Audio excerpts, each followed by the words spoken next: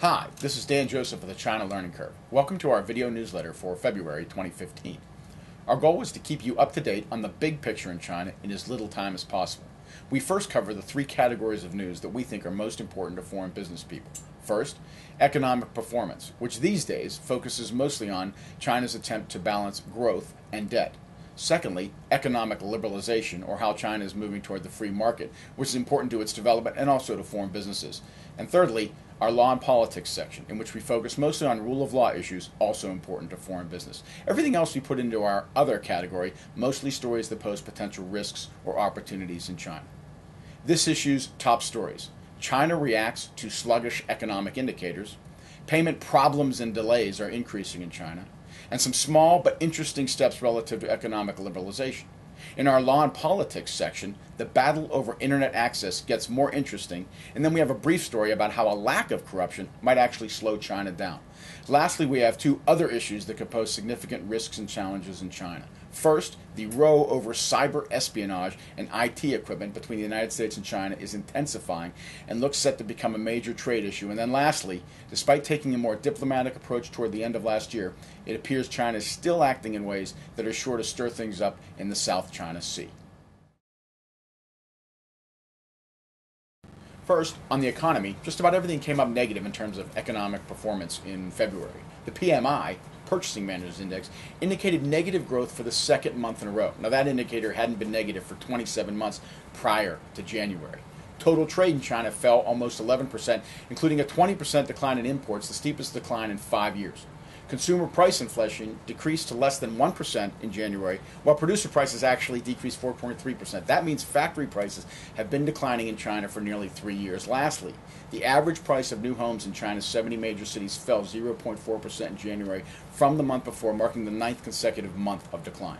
With all of these indicators of slowing growth, plus a few indications that credit growth is also decelerating, China made two significant policy changes. First, reserve requirements, the amount of cash banks must hold back from lending, was cut from 20% to 19.5% for the big banks, which of course is supposed to result in more lending. Secondly, China's central bank cut by a quarter percentage point both the benchmark one-year loan rate and the one-year deposit rate. It is the second rate cut in less than 4 months for China. Now, as we've said before, China's debt-to-GDP ratio in the last 5 years has doubled to roughly 250%. Now, that's not crisis levels yet, but it is very high and the growth rate is unsustainable. China has signaled it will be cautious when it comes to stimulating the economy and creating more debt. Now, these recent policy moves aren't necessarily dramatic, but they do indicate that China is willing to do more to get growth out of the economy. It will be interesting to see if China gets the growth it wants and if China is willing to stimulate more and risk damaging the country's balance sheet in the process. And secondly, relative to the economy, payment problems in China on the rise. A survey on corporate payment practices conducted by a large credit insurance firm showed that 67% of respondents in China reported late payments last year. The figure was much higher than the Asian average of 47% and was an 8% increase from where the number was just last year. According to experts, when late payments rise above 60%, there is clearly financial stress in the economy. So for those selling to China, this is definitely an issue to keep an eye on.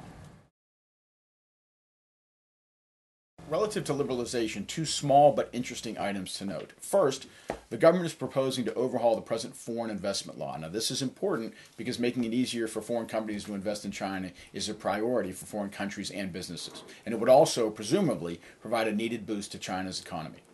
Numerous changes are envisioned to the law, the most important of which might be that foreign investment in China would no longer have to be reviewed on a case-by-case basis. Anyway, at this point, this is just a proposal to create new rules, and we'll keep an eye on this to see if it turns into anything more serious. Secondly, new regulations give companies based in the Shanghai Free Trade Zone the freedom to raise offshore RMB or foreign currency outside of China without going through any regulatory approval procedures. Now, this was a promised reform for the FTC that finally materialized and is certainly a useful loosening of China's capital controls.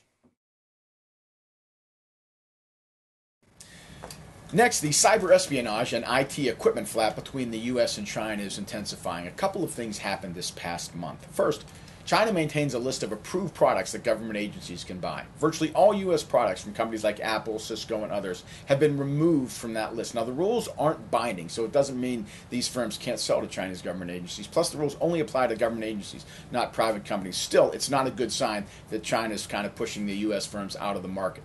Keep in mind, this comes on the heels of another rule that would force technology vendors selling to Chinese banks to hand over secret source code and adopt Chinese encryption algorithms, something tech firms are extremely reluctant to do.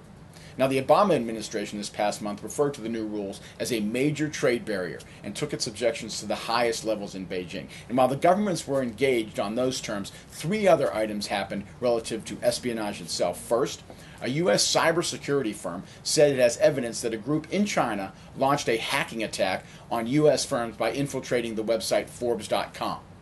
Secondly, another U.S. cybersecurity firm said it has evidence that China was behind the recent hacking attack on the large insurance firm Anthem. And lastly, Kaspersky Labs, based in Moscow, said it has discovered that the NSA has figured out how to hide spying software deep within hard drives, giving the agency the means to eavesdrop on the majority of the world's computers.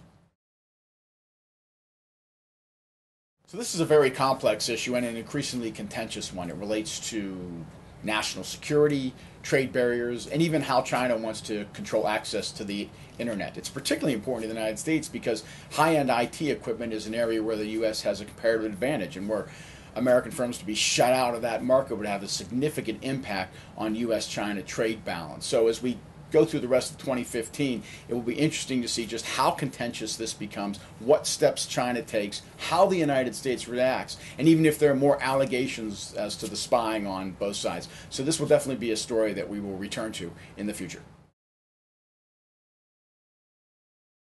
While we're talking about cyber issues, you might as well say a few words about China's ongoing attempt to restrict access to the internet.